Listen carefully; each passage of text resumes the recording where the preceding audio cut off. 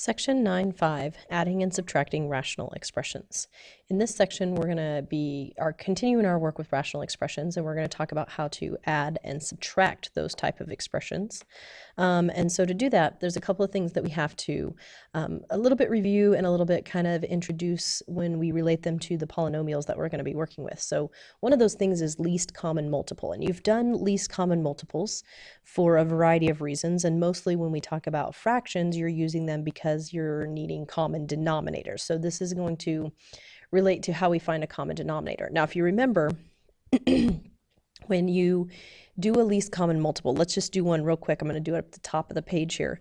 If I asked you for the least common multiple of 4 and 10, right? So what I'm looking for is what is the smallest multiple that 4 and 10 would have in common. So if you think of multiples, right? Multiples are where you say 8, 16, 20, 24, etc., right? Numbers that are multiples of 4, and multiples of 10 would be 20, 30, 40, and so on, right? So we keep going.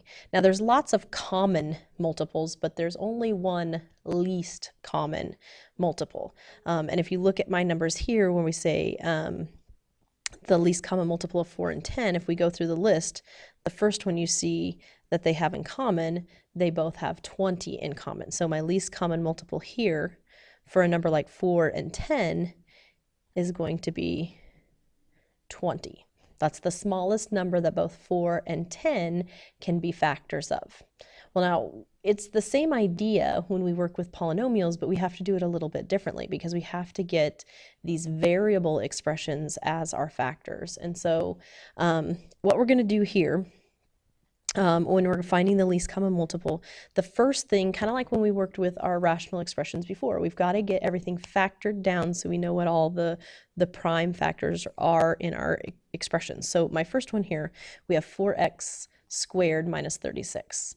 And I do see that there's a greatest common factor in there, so I'm going to take that out first. We have a 4, which is going to leave me with x squared minus 9. And then x squared minus 9 factors a second time. Since it's a difference of two squares, factors as x plus 3 and x minus 3. So I want to get it factored all the way down. Now you could also go ahead and continue factoring the 4 because it does say we could factor until we get the prime factors.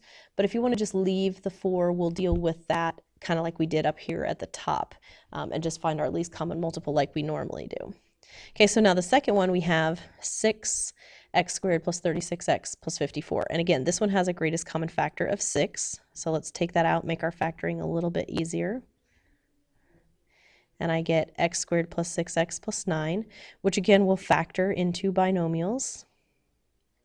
X with a plus and a plus because we got all positive signs there.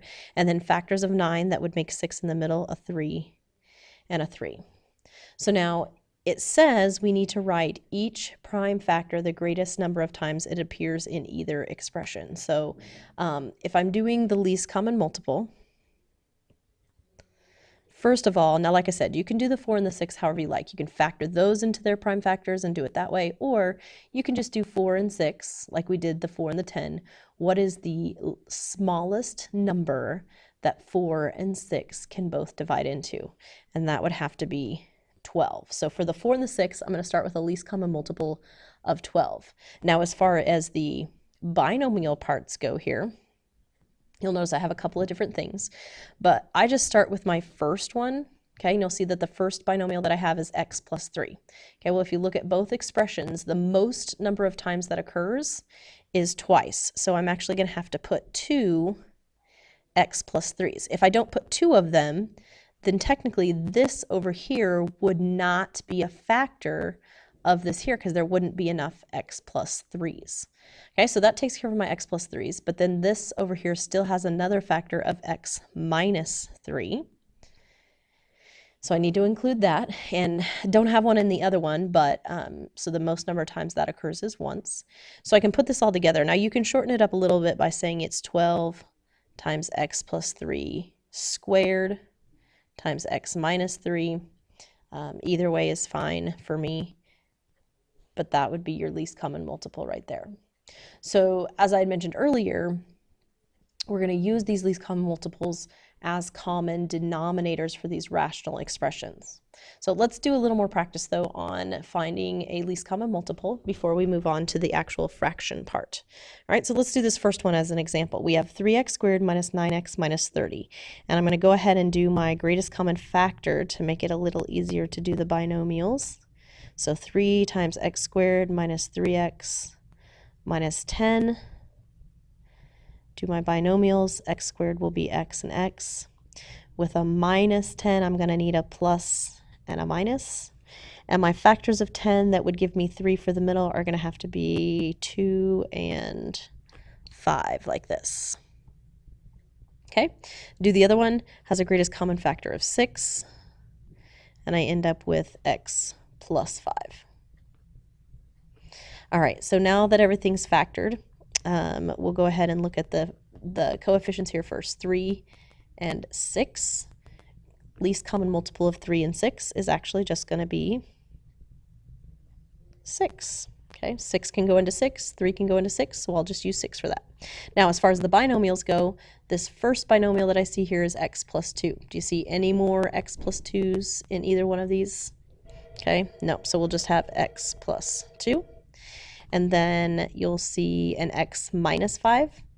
Again, don't have another one, so I just need 1. And then finally, if you look over here at the second one, there's still also an x plus 5 that I don't have included here. Okay, so I include all of those together, and that would be my least common multiple. Now, we're not going to multiply them out, especially when they have 3 binomials in them like that, just because in our fractions, we're going to want to leave them factored so that eventually we can check to see if we need to reduce our fractions at all. So we'll just leave them in that form for now. All right, as far as the second one goes, we'll do that one as practice in class. So now that we know the process for finding our common denominator, we're going to use that in adding and subtracting of fractions. So we're going to start with this example here, which is an addition problem. And just like any addition of fractions, you have to have common denominators before you start. So to do that, I am going to go ahead here and factor out my denominators. Don't worry about factoring your numerators right now. X. So let's get our denominator factored. Factors of 4 to give me 5 in the middle. I'm going to have to go with 1 and 4. And this denominator, take out the greatest common factor of 3. So now, the way I do this, I actually like to do these problems vertically rather than horizontally, because I will set mine up like this, so I write directly under the fraction that I have to start here, and then directly under here. So it makes it a little easier for me to do a comparison when I get ready to change my numerators. All right, so for common denominator, we need every part of both denominators to show up in our common denominator. So these two denominators here, when we're done, will say exactly the same thing. That's what a common denominator will do. So this first denominator, we're just going to start with that, because if that's in my original denominator, it has to be part of what I have right now. So I'll just go ahead and put that in both denominators, x plus 1 and x plus 4. Now I'm also then going to compare that to this denominator over here and decide, out of this, what am I still missing from here? So you'll notice that the x plus 1 is already down here. What I'm missing is the 3. So I'm going to add that into that denominator there. And then same thing over here. Since I already copied this in here, this is still missing the 3 as well. So to make those two match, we need to have the 3, the x plus 1, and the x plus 4 are all my factors that I need in there. All right, so then this is why I do mine vertically. So then I compare my original denominator in my first fraction to my new denominator in my first fraction. And you'll notice the only difference between these two denominators is that this one is being multiplied by 3. So when you change your denominator, you do the same thing to the numerator. So since I multiplied this denominator by 3, I'm also going to do my numerator times 3. And since my numerator is just 1, 1 times 3 is going to change my numerator to 3. Okay, then I do the same thing with this fraction over here. So you'll compare what you have now to what you had before. And you notice the only part of this that's not here is the x plus 4. So I'm going to actually have to, up here, do my numerator times x plus 4. So I'm actually going to multiply that out. 5x times x plus 4 is going to give me 5x squared plus 20x. Now, when adding or subtracting fractions, you do the numerator part only, and the denominator stays the same, the common denominator. So if I add my terms together here in the numerator, there aren't any like terms, so I'm just going to combine them together, put them in standard form. So that's going to be a positive 5x squared, a positive 20x, and a positive 3. Okay, and you kind of want to examine your, in this case, quadratic that you have left here. See if you could factor that at all, so we could maybe reduce our fraction. But if you look at this one closely, we're not going to be able to factor it, so we'll just leave it. And then my denominator is still going to be 3x plus 1 and x plus 4. Now I can go ahead and multiply that denominator out and end up with 5x squared plus 20x plus 3 over, now a quick way to put this back together, you already know that the x plus 1 and the x plus 4 makes this trinomial here, so we just need to multiply that by 3. So it's just going to be 3x squared plus 15x plus 12. And there's my final answer. Okay, let's try one more. And so for this one, we want to get a common denominator. To do that, I need to factor out my denominators first, though. So take out a 3, 12x plus 35, I believe there. And then we'll factor that trinomial, x. I'm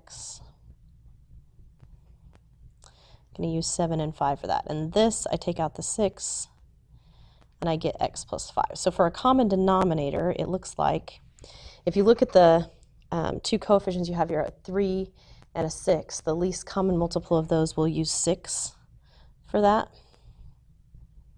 Okay, so both denominators are going to have a 6 in them. And then it looks like I need an x plus 7 in both. I need an x plus 5 in both, and then I think that takes care of all the factors for my denominators. Okay, so then we compare and we see what we've changed. Original denominator had 3, x plus 7, and x plus 5. We have 6, x plus 7 and x plus 5. So really all I did was multiply by 2. So we'll do that to our numerator as well, and we'll get negative 4 there. And then here, old denominator to new one, it looks like the x plus 7 is the part that's missing. So we'll do this times x plus 7, and we'll get 3x squared plus 21x. Now again, combine all the like terms you can, but there isn't anything that's alike. So we're going to shoot for standard form, remembering that this is subtraction. So that's actually going to end up being negative 3x squared minus 21x minus 4 over 6 times x plus 7, x plus 5. Okay, so 3x squared minus 21x minus 4 is not going to factor either. So I'm just going to go back up here, get my denominator, put back together. I already have this. I just need to multiply it by 6. I already know what x plus 7 and x plus 5 is going to make. So let's just multiply it by 6. So numerator, negative 3x squared minus 21x minus 4. Okay, and if you want to save yourself some writing and go ahead and multiply this out here once you've figured out that this doesn't factor, you can. But we're going to end up with 6x squared plus 72x plus 210. That's my final answer. Okay, and like on the previous one, we'll do the second example in class, as well as a few others.